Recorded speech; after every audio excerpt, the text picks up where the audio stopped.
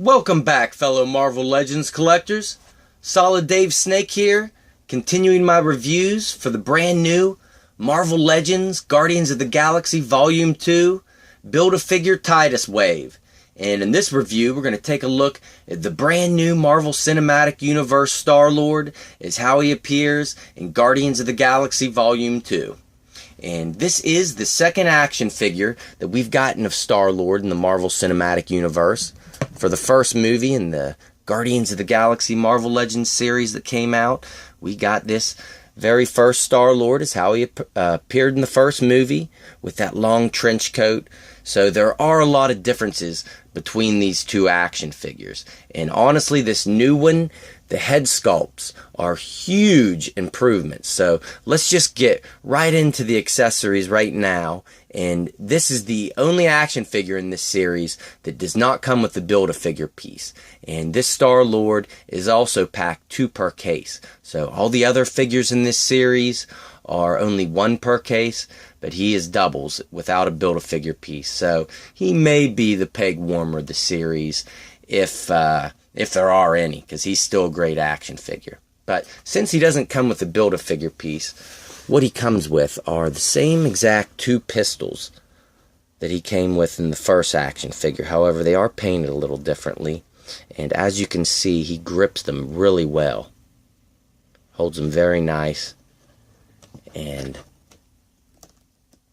I'll take it off. And as you can see, he does hold it very tight. And let's bring up one of the pistols from this old Star-Lord. So the one on my left here is the new one, and the one on the right is the one from the first Star-Lord. So to give you an idea of the paint differences between the two, the gold is the same. It is just the silver that is added on to the new one. Besides that, they are the same exact molds. But one neat thing about the new Star-Lord is that these pistols can be stored on his side. If you notice these little notches right here on his hips, they will hold the pistols. Kind of appear to be holstered. And you can see I just plugged it right in between the trigger area here on the pistol. So that was a great little feature, but of course you are limited on kicking the legs outward while they're in there, or else it's just going to pop them up. And you probably won't be able to have them on here as well if you're having him pose in this wide of a stance. But all in all, great new addition to have those pistols be able to be holstered on his side. And the other accessory he comes with is the extra head sculpt. So these are the 2 that he comes with, which are vast improvements over the first. If I bring out the Series 1 Star-Lord's head sculpt, it's not even close. The likeness difference between them, it makes this first Star-Lord head sculpt just almost be non-usable, really.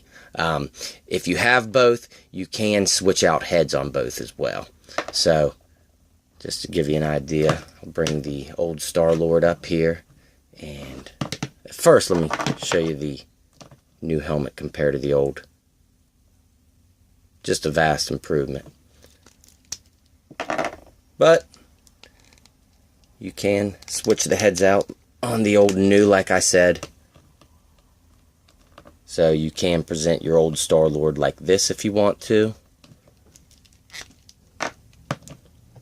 Or with this new head sculpt.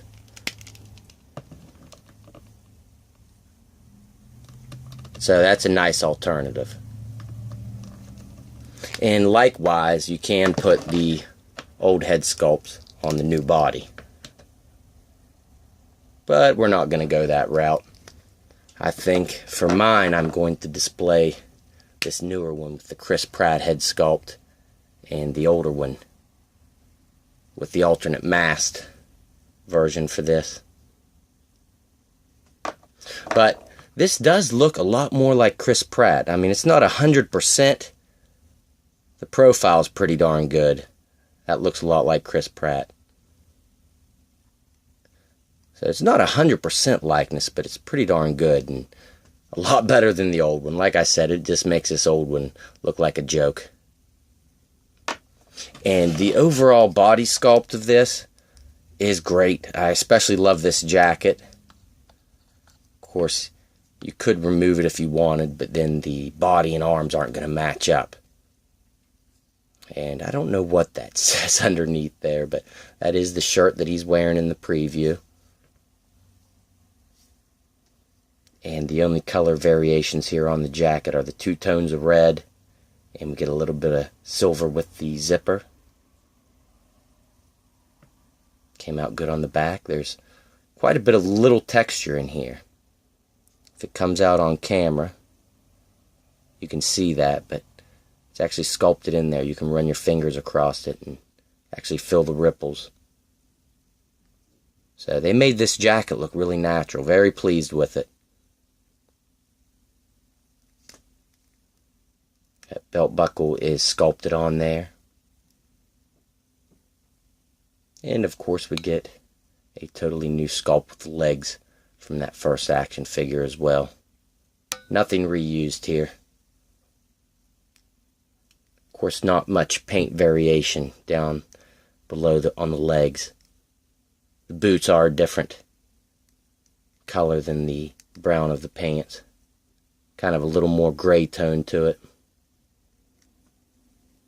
So overall, he looks great, and his articulation is phenomenal as well for a Marvel Legend.